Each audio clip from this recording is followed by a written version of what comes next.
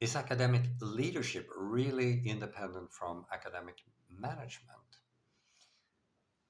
Last week, I attended the 26th biennial conference at Örebro University. The conference was arranged by Nordic Academy of Management. And the reason for my question was that for the past years, I have written reports that academic scholars have been bullied by academic managers. So they have been reprimanded, they have been fired, and even arrested just for stating their professional opinion. In Finland, where I reside, an anonymous researcher contacted a local newspaper because academic freedom of speech was suppressed at the institution, or sorry, the faculty where that person was working. So I tried to answer these, several questions emerged. Why do academic managers suppress freedom of speech at the university? Is this suppression of academic freedom of speech a new thing? And what factors have influenced the work climate in this direction? I choose to answer this question with timelines. So one for the emergence of modern thinking, and the other one to describe the emergence of the universities, the very institutions that's supposed to sort of facilitate modern thinking and stuff like that. So origins of human mental capacity starts very, very long time ago. So, and it's very dependent on climatic events.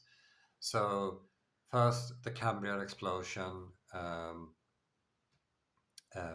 saw the emergence of visible life. This famous asteroid in Mexico, actually, which wiped out the dinosaurs, opened the door for mammals, and that's the era that started with the asteroid is called the Age of the Mammals. Now, 9 to 8.5 million years ago, two super volcanic eruptions occurred in what is now Wyoming, and soon after that, our lineage, and these are not our ancestors, but a series of ancestors that preceded us, is said to have emerged. And 6 to 5.33 million years ago, the Mediterranean Sea evaporated and was refilled, and soon after, animal source food was put on the plate, so meat and later bone marrow. Now, this new diet caused the brain to expand, their brains,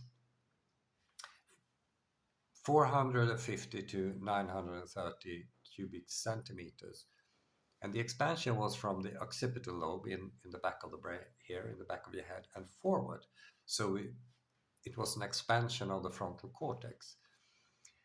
And in that frontal cortex resides all the stuff that is social cognition, symbolic thinking, grammatical language, theory of mind, and you bundle them together, very simplified, you may call them the executive functions, and they also include prospective thinking. Now, 70,000 years ago, two other supervolcanic eruptions occurred, and scholars conclude that soon after that, constructive memory emerged. Now, constructive memory is very important for I think, for creativity, because you need to be able to combine stuff. Now, only 40,000 years before the present, the first manifestation of such creative thinking was found. Not found, but it was found 1939, and it was dated 40,000 years before the present. And it's the lion man, which has the body of a human and the head of a lion. And in order to create such a creature or figurine, you need to be able to think that figurine, imagine it, and you need to be able to construct it with basically constructive memory. And then we saw the emergence of Göbekli Tepe 12,000 years before the present, and it's a huge complex site with 5 to 6 meters big megaliths with reliefs and animal-like depictions on the stones. And in order for that to happen, you need to have goal assignment, you need to have experts on handcrafting these reliefs, you need to be able to network, and you need to be able to establish a work climate. So lots of stuff happened rather recently, if you might. So work climate is the recurrent pattern of behavior, attitudes, and feelings that characterize life in the organization as an intervening variable to the relation between leaders and organization behavior, performance. So it's something, it's a very complex phenomena and something that leaders should try to promote. So simplified, it's about having enough mental room to think outside the box, and also uh, uh, to be able to reason, that is, exchange knowledge through language with colleagues based on heterodoxy, which is viewpoint diversity. Now, only 6,000 years later, the known recorded history is said to be started somewhere in Mesopotamia, in modern-day Iraq, and it was cuneiform signs on clay tablets. 2,000 years later, the story of Gilgamesh, including the boat they needed to build because of the flood, and also the Code of Hammurabi was documented on these clay tablets and a diorite stone, respectively. So you see, this expansion of thinking is going very fast. At 1500 years later, you saw the emergence of the Milesian school. Now, they gathered in the then Greece, which included Eastern Turkey, actually, and they were elaborating on nature, logical thinking, reasoning, and also proposed theories, including heliocentrism. And that's the idea that the Earth is orbiting the sun. We know famous people like Socrates, Plato, and Aristotle. And Aristotle, he was the guy who proposed peripatetic school of thought. That means basically walking and thinking alone or together with someone. And current research show that this is very effective if you do it in nature, a park or similar. But the key issue here was probably heterodoxy in the way things were at that time. But in order to elaborate and reasoning, you need to accept viewpoint diversity. Does that seem to be a key issue that also created a work climate for thinking outside the box? Now,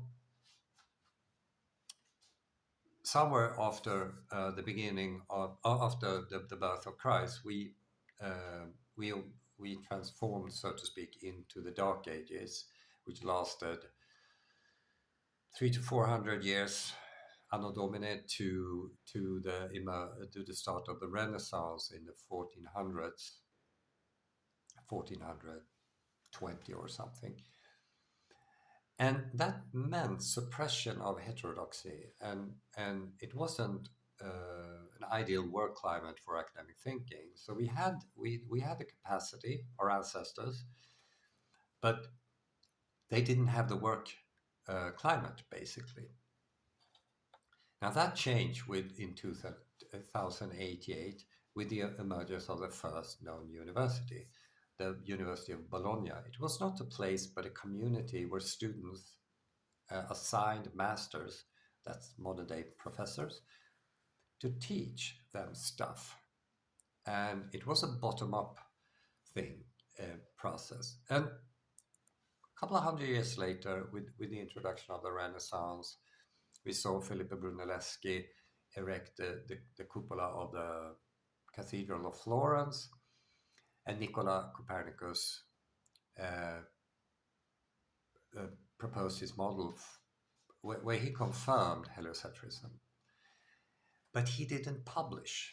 That's a sign of a bad work climate. Now, Galileo Galilei, a very famous professor, he used Copernicus' work in his teaching, but the tractate was banned and Galileo was put into house arrest. Now that says something about the work climate. Horrible, horrible, horrible. So anyway, because of the Renaissance, a process began where the then known world became less violent, less honor culture, and where people applied more reasoning, was thinking in terms of science to a greater extent, not all of it, and applied humanism. So honor culture was replaced by humanism, a huge, huge change. And knowledge spread everywhere because you can't stop knowledge. It's just spreading. So in a more peaceful time or peaceful culture with more scientific thinking, more humanism, more reasoning, uh, progress was adamant. But long story short, if that's possible, in the 1990s, a new way of managing universities emerged, new public management. Now, this idea is about making universities more customer oriented. It's about customer satisfaction, and I think also it includes taking money from the outside, from private donors and stuff like that, from companies. So that's always a good idea. And soon after, in the 2009, actually, it's only 20 years, a professor at Colorado was kicked out from his office. And the reason was that he had challenged the discourse about climate. Now, that's his job to do that.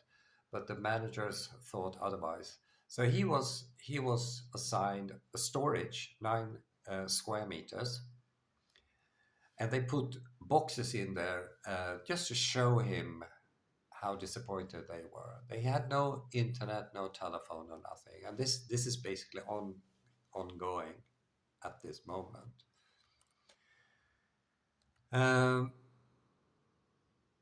Another professor at James Cook University was fired because he claimed that the Great Barrier Reef was doing great.